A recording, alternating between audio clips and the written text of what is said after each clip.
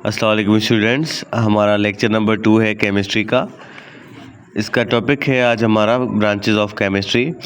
As we know that chemistry is serving humanity everywhere in our environment. हमारे माहौल में chemistry बहुत सारी खिदमत अंजाम दे रही है, तो इसका स्कोप बहुत ज़्यादा है केमिस्ट्री का।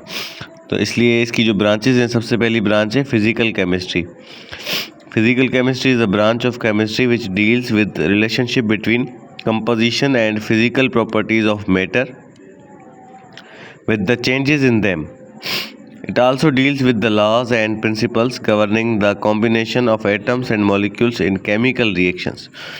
फिजिकल केमिस्ट्री का काम है एनर्जी एंड मैटर पे, ठीक है। इन दोनों का रिएक्शन करवाती है फिज़िकल केमिस्ट्री, ठीक है। मैंने आपको पहले भी ये फिज़िकल केमिस्ट्री हम पढ़ चुके हैं। इसमें मैंने आपको मिसाल दिया था कुकिंग का। अब कुकिंग में देखिए, आप आलू पकाते हो, एक आलू है, किस तरीके से आलू होता है, जब आप उसको पकाते हो तब वो कैसा हो जाता है, ठीक है। या आप गोभी ले आते हो तो वो कैसी होती है, चिकन ले आते हो तो कैसी होती है, पकाने के बाद किस तरीके से हो जाती है, या जब आप अपना फूड खा रहे होते हो तब कैसा होता है और डाइजेस्ट होने के बाद कैसा होता है। तो ये सारी फिज़िकल केमिस्ट्री की एक आम मिसाल है, लेकिन ये वाइड रेंज है इसकी बहुत ज़्यादा, ठीक है। तो फिज़िकल केमिस्ट्री में एनर्जी और मैटर का जो रिएक्शन होता है उसको डिफ़ाइन किया जाता है। मैटर में जो चेंजेस आती हैं उसको डिफ़ाइन किया जाता है। आप बर्फ़ लें, बर्फ़ को जो है आप धूप में रख लें, वो पानी बन जाएगा, मैटर चेंज हो गया। तो मैटर में जो चेंजिंग आई वो फिज़िकल केमिस्ट्री की बुनियाद पर आई, ठीक है। उसके बाद है ऑर्गेनिक केमिस्ट्री। जब भी आप ऑर्गेनिक सुने तो समझ जाएं कि कार्बन बेस्ड कंपाउंड्स की बात हो रही है। ऐसे कंपाउंड्स जिसमें क्या है, कार्बन हो, जैसे कि कुछ मेडिसिन्स होती हैं उसमें भी कार्बन होता है, प्लास्टिक में कार्बन होता है, कुछ फूड होता है उसमें कार्बन होता है। तो जो भी चीज़ जिसमें कार्बन शामिल हो उसको ऑर्गेनिक केमिस्ट्री कहा जाता है, ठीक है। Organic chemistry is the branch of chemistry which deals with the hydrocarbons and their derivatives. उसके बाद है इनऑर्गेनिक केमिस्ट्री। अब ऑर्गेनिक केमिस्ट्री वो कंपाउंड्स थे जिसमें कार्बन होता है, इनऑर्गेनिक केमिस्ट्री वो कंपाउंड्स जिसमें कार्बन नहीं होता। बस इसकी आपने यही बात याद रखनी है कि जिन कंपाउंड्स में कार्बन आ जाए वो ऑर्गेनिक, जिन कंपाउंड्स में कार्बन नहीं आए वो इनऑर्गेनिक। बस इसमें और ज़्यादा कुछ भी नहीं है। अब जैसे गिलास है, सीमेंट है, ठीक है, तो ऐसी चीज़ें जिसमें कार्बन ना हो वो इनऑर्गेनिक केमिस्ट्री के अंडर में आते हैं। उसके बाद है आपका biochemistry. Biochemistry is the branch of chemistry which deals with the compounds of living organisms, ठीक है, प्लांट्स एंड एनिमल्स। बायोकेमिस्ट्री जो है उन कंपाउंड्स को डील करती है जिसमें लिविंग ऑर्गेनिज्म शामिल हो, या तो प्लांट्स शामिल हो या तो एनिमल शामिल हो। देयर मेटाबॉलिज्म यानी कि जो वो फूड खाते हैं और वो फूड एनर्जी में चेंज हो जाता है, उसको मेटाबॉलिज्म कहा जाता है, ठीक है। And synthesis in the living body such as carbohydrates, proteins and fats.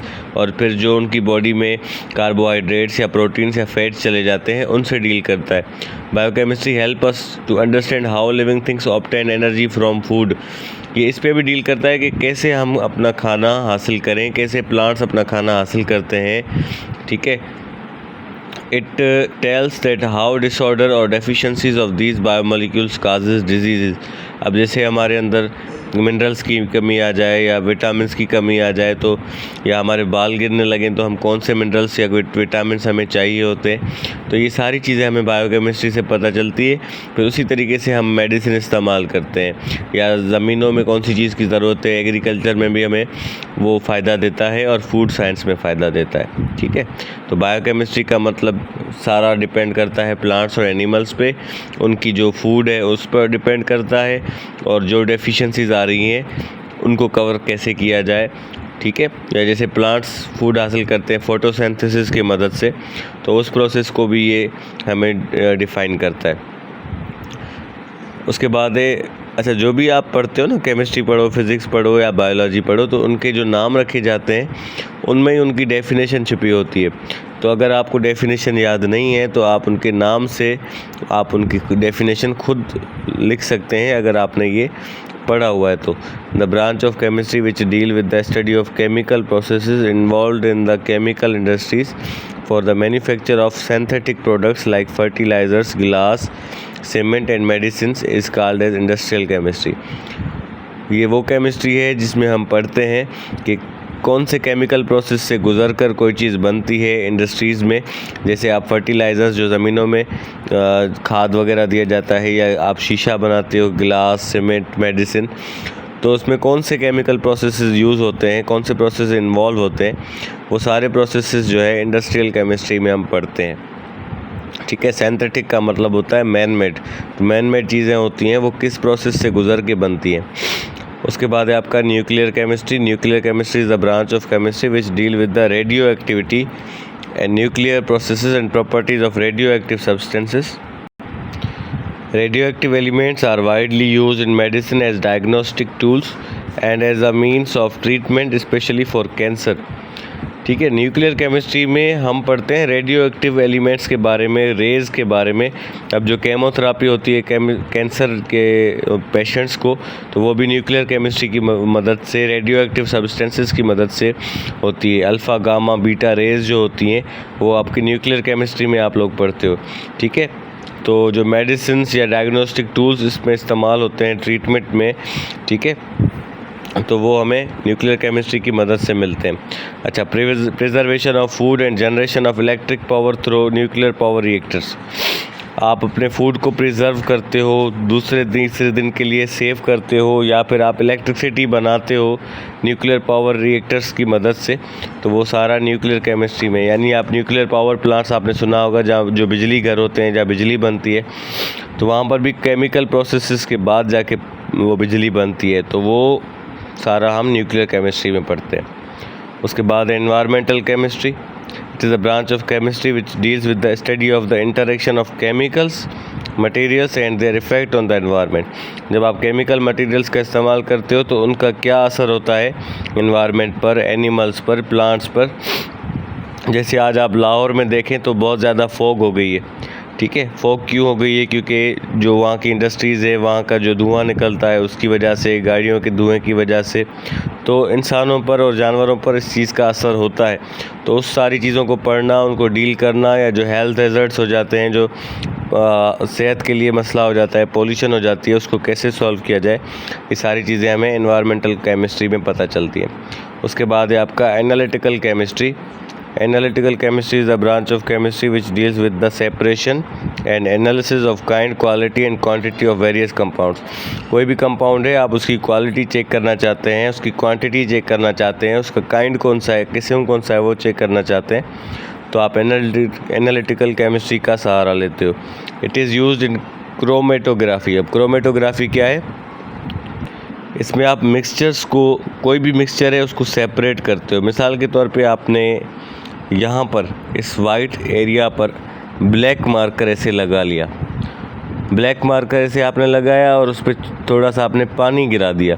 अब क्या होगा कि वो फैलने लगेगा और उससे ब्लू कलर भी निकलेगा, उससे रेड कलर भी निकलेगा। यानी जिन जिन चीज़ों से जाके वो ब्लैक कलर बना होगा, जिन जिन कलर्स से जाके वो ब्लैक कलर बना होगा, वो सारे कलर्स निकलने लगेंगे।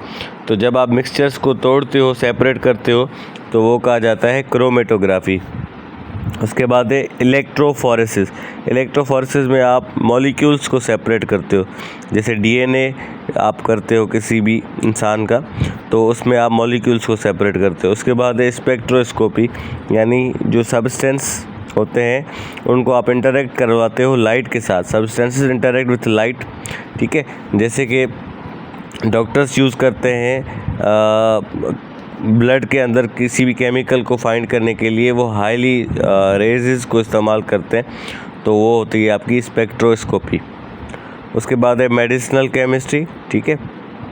ये सिंपली मेकिंग ड्रग्स वगैरह, आप कोई भी ड्रग्स बनाते हो, यानी मेडिसिन आप कोई भी बनाते हो किसी भी जो है बीमारी के लिए, ठीक है, तो वो आपका मेडिसिनल केमिस्ट्री कहा जाता है। The branch of chemistry which deals with the synthetic organic chemistry, यानी कि मैन मेड चीज़ें जो होती हैं ऑर्गेनिक केमिस्ट्री में, यानी जो कार्बन कंपाउंड्स होते हैं, या फार्माकोलॉजी में वेरियस बायोलॉजिकल स्पेशलिटीज होती हैं। The medicinal chemistry is used in synthesis of chemicals, bioactive molecules, drugs and pharmaceutical agents.